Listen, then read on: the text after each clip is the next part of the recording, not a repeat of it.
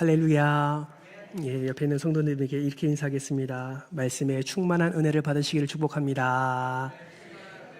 충만한 은혜를 받으시기를 축복합니다. 사람은 약속을 잘 잊어버립니다. 처음에는 분명히 꼭 지키겠다고 말하지만 시간이 지나면 상황이 바뀌고 마음이 변해서 약속도 함께 사라집니다. 그런데 오늘 본문 말씀은 우리에게 놀라운 사실을 하나 보여줍니다. 사람은 잊어버린 약속을 하나님은 기억하고 계신다라는 것입니다. 사울은 기브온과의 언약을 깨뜨렸습니다. 그러나 하나님은 그 언약을 잊지 않으십니다. 그리고 그 언약에 따라서 이스라엘을 다루고 계십니다. 오늘 우리는 오늘 본문 말씀을 통해서 언약에 신실하신 하나님이 어떤 분인지를 함께 살펴보고 그 언약에 신실한 하나님의 자녀인 우리는 어떠한 삶을 살아가야 되는지를 말씀을 통해서 함께 나누고자 합니다. 바라고 소망하기는 오늘 말씀이 나에게 주시는 하나님의 말씀으로 받으시기를 주님의 이름으로 축복합니다. 먼저 우리는 오늘 본문을 읽을 때 한 가지를 기억해야 됩니다. 그것은 사무엘하 1장부터 20장까지는 시간의 순서에 따라 연대기적으로 기록되어 있지만 사무엘하 21장부터 24장까지는 시간의 순서가 아니라 비연대기적 순서로 서술되고 있다라는 것입니다. 그렇다면 여러분, 오늘 본문은 우리가 21장을 함께 교독하지 않았습니까? 오늘 본문은 언제쯤 일어난 사건으로 우리는 이해할 수 있을까요? 그것은 오늘 본문 7절 말씀을 통해서 이 사건이 일어난 시기를 유추할 수가 있습니다. 여러분, 7절을 보시면 이런 말씀이 기록되어 있어요. 왕이 사울의 손자 요나단의 아들 무비보셋은 아끼고 라는 말씀이 기록되어 있습니다. 여러분, 사무엘하 9장 말씀을 혹시 기억하십니까? 다윗의 왕권이 안정되고 다윗이 사울의 집안에 은총을 베풀려고 하는 마음을 품습니다. 그래서 사울의 종 시바를 부르게 되지요. 그리고 시바에게 이렇게 물어봅니다. 사울의 집에 아직도 남은 자가 있느냐? 내가 그에게 요나단으로 말미암아 은총을 베풀리라. 그래서 로드발 암미엘의 집에 있는 요나단의 아들 무비보셋을 찾게 되지요. 그 전까지 다윗은 무비보셋의 존재를 알지 못했습니다. 그렇다면 여러분, 오늘 본문 사무엘하 21장은 언제 일어난 사건으로 우리는 유추할 수 있습니까? 사무엘하 9장 그 다음에 일어난 사건으로 우리는 이해할 수가 있습니다. 여러분, 오늘 본문 말씀에 보면 사무엘하 21장 1절 말씀에 보면 이 이스라엘 땅에 다윗의 통치하는 이 땅에 3년 기근이라는 어려움을 겪게 되는 것을 보게 됩니다. 사실 이 어려움을 겪기 전에는 다윗의 통치는 형통의 은혜를 누리는 그런 통치였습니다. 사무엘하 3장에 보면 다윗은 왕으로 세워지게 되고 5장을 보면 이스라엘의 통일왕국의 왕으로 다윗이 세워지게 됩니다. 6장에서는 다윗의 법궤가 다윗성으로 들어오게 되고요. 사무엘하 7장을 보면 다윗이 성전을 지으려고 하는 마음을 하나님께서 기쁘게 받으시죠. 8장에서는 전쟁하는 것마다 승리하는 놀라운 형통의 은혜를 누리게 되고 앞서 말한 9장에서는 사울의 집안에 은총을 베푸는 다윗의 놀라운 은혜 베품에 대한 이야기가 기록되어 있습니다. 이것을 정리하면 11장에 밧세바 사건이 일어나기 전까지 다윗은 하나님의 은혜 가운데 살았던 자였고 하나님의 놀라운 형통의 은혜를 누린 자였다라는 것이죠. 그런데 왜 사울의 집안의 무비보셋에게 은총을 베풀었던 이 다윗의 이 통치 기간 동안에 3년이라는 기근이 왜 일어나게 되었을까요? 여러분, 말이 3년이지 3년 동안 비가 오지 않았습니다. 여러분, 나라가 어떻게 되겠습니까? 너무나 힘들 겁니다. 오늘날 같아도 3년 동안 비가 오지 않으면 땅이 황폐하게 되고 많은 것들이 무너지게 될 텐데 그 당시에는 농업이 주였지 않습니까? 그 땅 가운데 3년 동안 비가 내리지 않는다는 것은 그들의 생사가 걸린 문제였다라는 것이죠. 여러분, 구약 백성들에게 있어서 기근은요, 단순한 기후나 날씨의 문제가 아니었습니다. 이것은 신명기의 말씀을 통해서 우리는 확인할 수가 있어요. 신명기 11장 11절 말씀을 우리 같이 한번 읽어볼까요? 화면을 보면서 함께 읽겠습니다. 시작. 너희가 건너가서 차지할 땅은 산과 골짜기가 있어서 하늘에서 내리는 비를 흡수하는 땅이요. 여러분, 이 말씀은 무엇을 의미합니까? 여러분 기억하세요? 애굽 땅에는 무엇이 있었습니까? 나일강이 있었습니다. 그래서 그 땅이 농사가 잘 되는 이유는 물이 부족하지 않아서였습니다. 나일강에서 물을 퍼다가 농사를 지을 수 있었던 것이죠. 그런데 하나님이 허락하신 그 약속의 땅, 너희가 건너가서 차지할 땅은 어떤 땅이라고 말합니까? 산과 골짜기가 많아서 하늘에서 비가 내리면 흡수하는 땅이래요. 이 말은 뭐냐면 하늘에서 비를 내려야만 그 땅에 열매가 맺힌다라는 것입니다. 즉 때를 따라 하나님께서 비를 내리시지 않으시면 그 땅은 농사는커녕 오히려 살 수 없는 땅이 될 것이다 라는 의미가 담겨져 있는 것이죠. 그러면 여러분, 어떻게 해야 하늘에서 비가 내립니까? 신명기 11장 이후의 말씀은 이렇게 말씀하고 있어요. 여러분 11장 13절과 14절 두 절 말씀을 같이 읽을 건데 너무나 중요한 말씀입니다. 우리 마음을 다해서 같이 한번 읽어볼까요? 13절 14절 같이 읽습니다. 시작. 내가 오늘 너희에게 명하는 내 명령을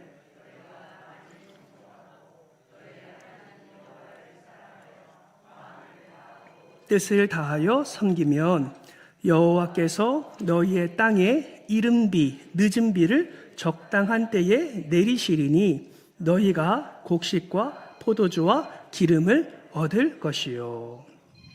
여러분, 하나님께서 비를 내리시는 조건이 무엇이라고 기록되어 있습니까? 이스라엘 백성들이 하나님의 명령에 청종하고, 청종이 뭐예요? 잘 듣고 그렇게 행하면, 그리고 마음과 뜻을 다해서 하나님을 섬길 때에 하나님께서 이른 비와 늦은 비로 곡식과 포도주와 기름을 얻게 될 것이라고 그렇게 말씀하고 있는 것입니다. 여러분, 이것을 반대로 생각해 보세요. 어떤 의미가 담겨져 있습니까? 하나님의 명령에 청종하지 아니하고 마음과 뜻을 다해서 하나님을 섬기지 아니하면 하나님께서 비를 주신다, 안 주신다? 안 주신다라는 의미가 담겨져 있는 것입니다. 그래서 이 말씀에 비춰보면 구약 백성에게 있어서 이 기근은 하나님의 징벌적인 개념이 담겨 있다라는 것을 우리는 알 수가 있는 것입니다. 3년간의 기근은 단순한 기후 문제가 아닙니다. 이스라엘과 하나님과의 관계 속에서 어떠한 문제, 그리고 다윗의 통치력에 있어서 치명상을 입을 수 있는 그런 문제인 것입니다. 이 문제가 3년 동안 길어지자 다윗은 어떻게 합니까? 엎드려 기도하게 되지요. 하나님의 응답을 간구하는 기도를 다윗이 하게 됩니다. 그런데 하나님께서 응답해 주시는데 의외의 응답을 해 주십니다. 그것은 다윗과 그의 통치에 대한 문제가 아니라 오래전에 있었던 일에 대한 하나님의 말씀이었습니다. 여러분, 화면을 보면서 1절 말씀을 같이 한번 읽어볼까요? 함께 읽겠습니다. 시작. 여호와께서 이르시되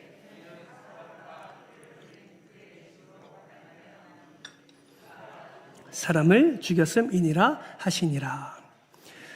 사울왕은 왕으로서 하지 말아야 할 일을 했습니다. 그것이 무엇이냐면 그 당시 기브온 사람들을 죽였다라는 거예요. 그 죄로 인해서 기근이 왔다라고 하나님이 지금 응답하신 것입니다. 여러분, 기브온 사람이 누구입니까? 여호수아 9장 말씀을 보면 기브온 사람이 어떤 사람인지를 잘 알고 있지요. 이스라엘 백성들이 출애굽하고 여호수아를 앞세워 가나안 땅으로 들어갈 때 하나님이 한 가지를 명령하십니다. 그 가나안 땅에 있는 거주민을 다 멸하라라고 말씀하십니다. 많은 가나안 땅의 거주민은 하나님의 역사와 하나님의 능력이 나타나는 이 이스라엘 백성들을 두려워했습니다. 그래서 한 부족, 기브온 민족이 어떻게 합니까? 마치 멀리 있는 이방 나라처럼 행색을 갖추고 그리고 여호수아 앞에 나와서 화친의 조약을 맺게 되지요. 이때 여호수아가 하나님께 묻지 않고 멀리서 온 사람인 줄 알고 그들과 덜컥 언약을 맺습니다.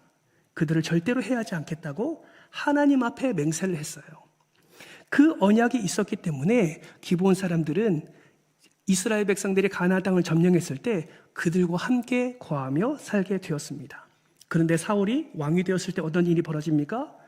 기브온 사람들을 그렇게 압박하고 죽이게 된 것이에요. 이때부터 기브온 족속들은 마음에 앙심이 생기기 시작합니다. 여호수아 때 조상들과 함께 언약을 맺었던 하나님 안에서 하나님을 섬기며 종으로서 살기로 그렇게 언약을 맺었는데 어떻게 우리에게 이러한 일이 일을 수 있을까라는 생각을 하게 된 것이죠.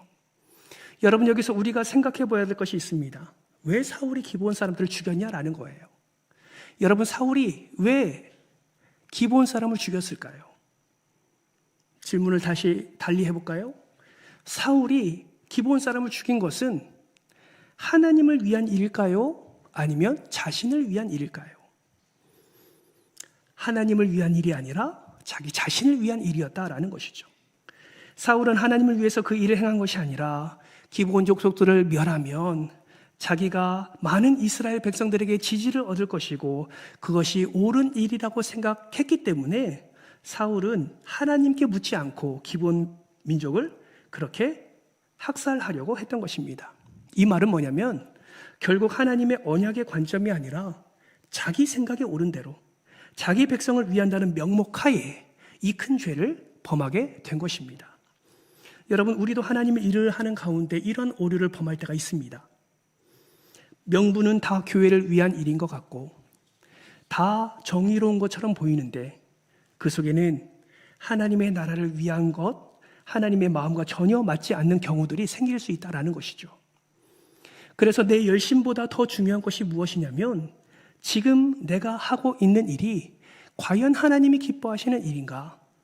내가 지금 열심을 내고 있는 이 일이 하나님의 뜻에 합당한가라는 것을 점검하는 것이 굉장히 중요하다라는 것입니다.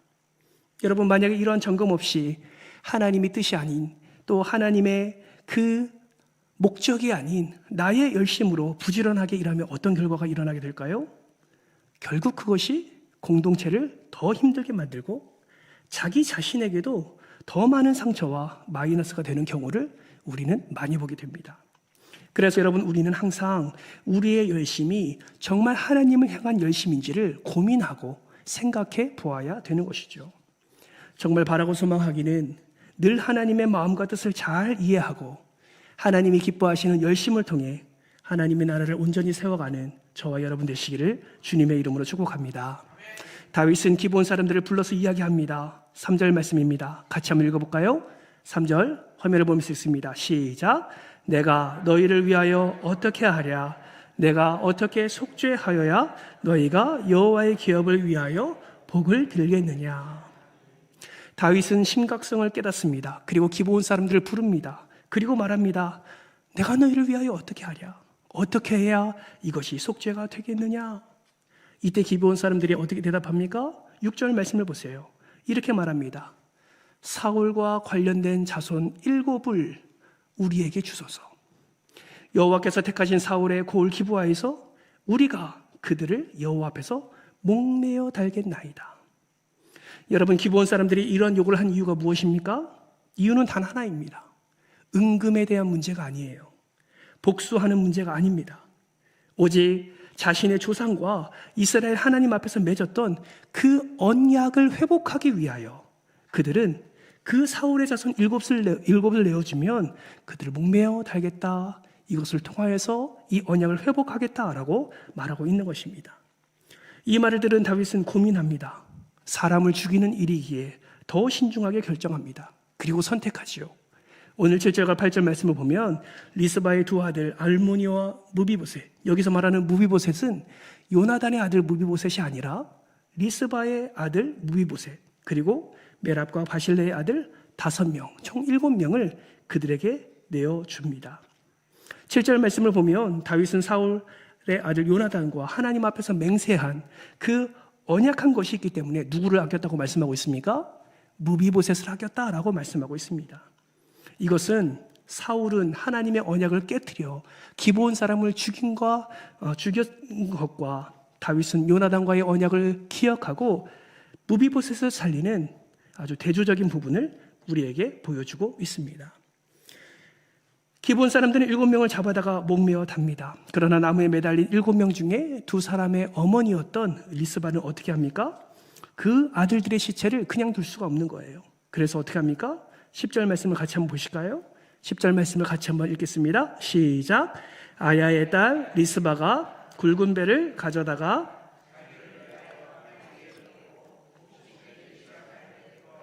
하늘에서 비가 시체에 쏟아지기까지 그 시체의 낮에는 공중에 새가 앉지 못하게 하고 밤에는 들짐승이 범하지 못하게 한지라.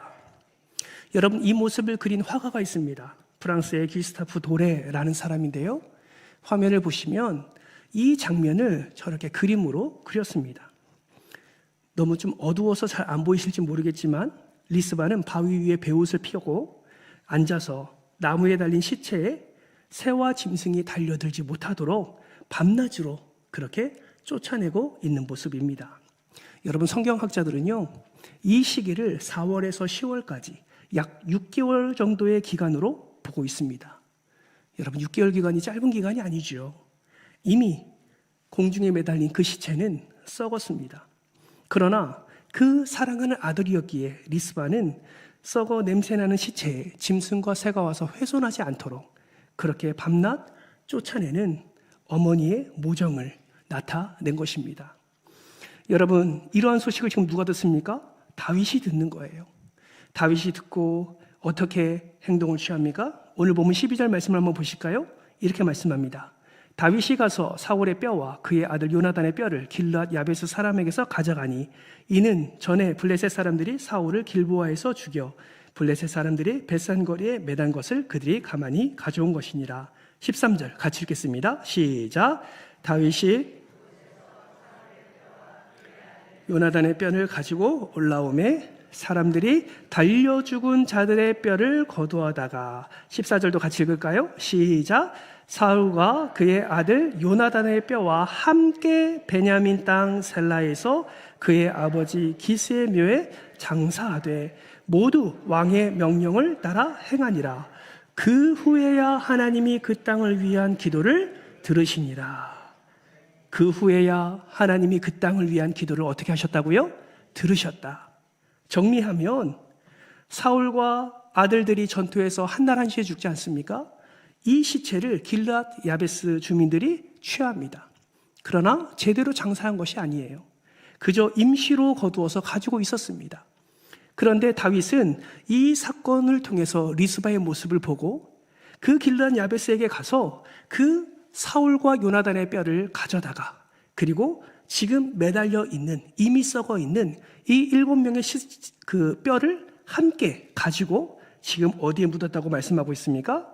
지금 베냐민의 땅 셀라에서 아버지 기스의 묘에 장사했다라고 말씀하고 있습니다. 그랬더니 하나님께서 다윗이 기도한 그 기도를 들으셨다라고 성경은 말씀하고 있습니다. 이것이 오늘 본문의 내용이에요. 여러분, 오늘 본문 말씀을 통해서 정말 우리가 알 수 있고 우리가 깨달아야 할 내용은 무엇일까요? 첫째는 하나님이 어떤 분이시냐라는 것을 우리는 반드시 깨달아야 합니다. 이 말씀을 통해서 알 수 있는 하나님은 어떤 분이십니까? 언약을 지키시되 성실하게 지키시는 분이심을 우리는 반드시 기억해야 됩니다. 따라합니다. 언약을 지키시되 성실하게 지키시는 분이십니다. 누가요? 우리 하나님이, 나의 하나님이 그렇게 언약을 성실하게 지키시는 분이다라는 거예요. 여러분, 오늘 이 사건은요, 자그마치 이 당시 기준으로 500년 전에 사울이 기브온 사람들을 죽인 것에서부터 시작되었습니다. 이 말은 무엇을 의미합니까? 500년 후에 지금 이러한 심판의 결과가 일어났다라는 것을 우리는 알 수 있는 것이죠. 이스라엘이 실수로 충분히 하나님께 묻지 않고 맺었던 그 언약임에도 불구하고 하나님은 이 언약의 중요성을 너무나 잘 아시고 그 놀라운 언약을 회복시키기 위해서 500년 후에 지난 이때에 하나님께서 그들을 심판하시고 다시 그 언약을 회복하셨다라는 것입니다.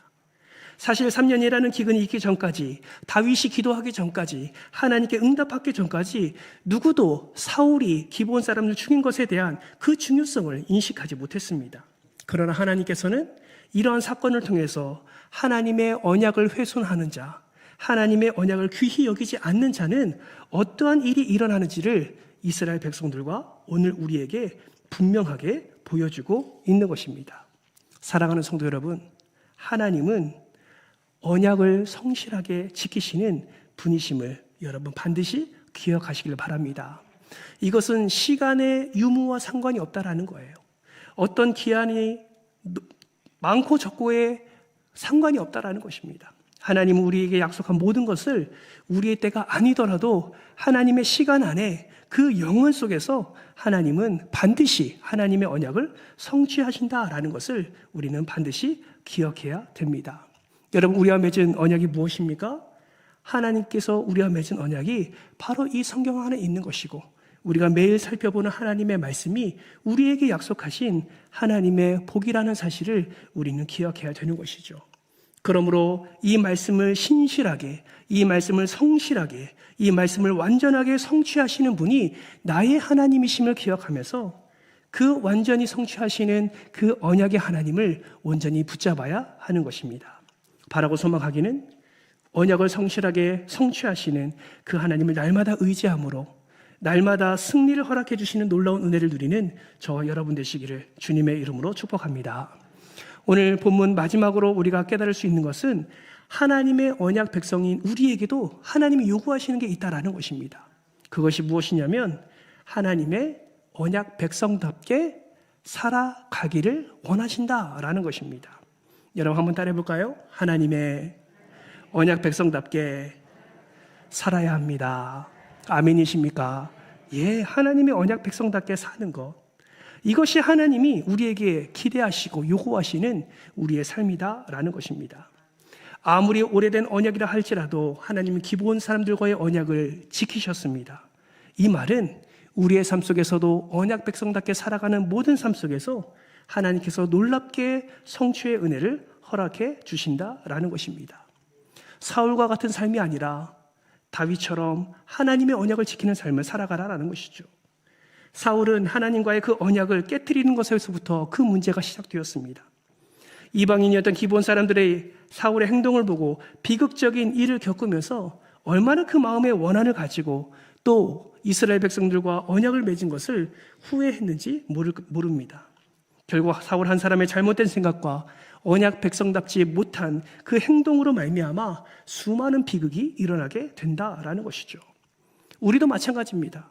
우리도 삶 속에서 하나님의 언약 백성답게 살지 않으면 우리의 사랑하는 그 가족이, 때로는 우리의 교회 공동체 안이, 때로는 우리가 알고 있든 모르고 있든 많은 사람들에게 하나님의 그 놀라운 은혜를 끼치는 것이 아니라 오히려 많은 이들에게 아픔, 많은 이들에게 슬픔, 많은 이들에게 후회하고 원망하는 일들을 우리의 삶 속에서 나타날 수 있다라는 것입니다. 사랑하는 성도 여러분, 우리는 언약 백성입니다. 다른 말로 표현하면 무엇을 어떻게 표현할 수 있습니까? 우리는 구원받은 백성입니다. 그러므로 저와 여러분의 삶 속에 구원받은 백성답게 살아가시기를 주님의 이름으로 부탁드립니다. 가정에서도 구원받은 백성답게 사십시오. 가정에서도 구원받은 아버지, 어머니답게 사십시오. 교회에서도 구원받은 성도답게 우리는 하나님 앞에 정직하게 서야 될 것입니다. 직장에서도 마찬가지입니다. 하나님의 백성답게, 구원받은 백성답게, 언약의 백성답게 우리는 어디에 있든지 성실함과 정직함을, 착한 행실을 통해서 하나님을 드러내고 내 안에 살아계신 예수 그리스도를 우리는 말과 행동을 통해서 많은 사람들에게 드러내야 되는 것입니다. 그렇게 언약 백성대로 살 때에 우리의 삶 가운데 아름다운 열매가 맺어지는 것이지요. 사랑하는 성도 여러분, 오늘 하루 어떻게 사셨습니까? 하나님의 언약 백성답게 그렇게 하나님이 기뻐하실 만한 그러한 삶을 사셨습니까? 아니면 많은 사람들에게 나의 유익을 위해서, 나의 그 어떤 만족을 위해서 하나님의 뜻과 하나님의 목적을 위함이 아니라 나의 정욕을 위해서 열심을 내며 부지런히 그렇게 죄 가운데 거하며 살아가셨습니까? 정말 바라고 소망하기는 오늘 본문의 어리석은 행위로 말미암아 기브온 사람들에게 절망을 안겨다주고 이스라엘 백성들에게 3년 기근이라는 그런 어려움을 안겨다 주었던 사울처럼 그렇게 살지 마시고 남은 한 주간 동안에 오직 언약 백성답게, 구원받은 백성답게 하나님이 기뻐하시는 삶을 살아 하나님께 영광이요 여러분의 삶 속에서는 풍성한 은혜를 누리는 복된 한 주간 되시기를 주님의 이름으로 축원합니다. 이 시간 함께 말씀을 기억하면서 함께 기도의 자리로 나아가겠습니다. 이 시간 기도할 때 이렇게 기도합시다. 주여, 날마다 언약에 신실하신 하나님을 의지하며 살아갈 수 있는 믿음을 허락하여 주옵소서.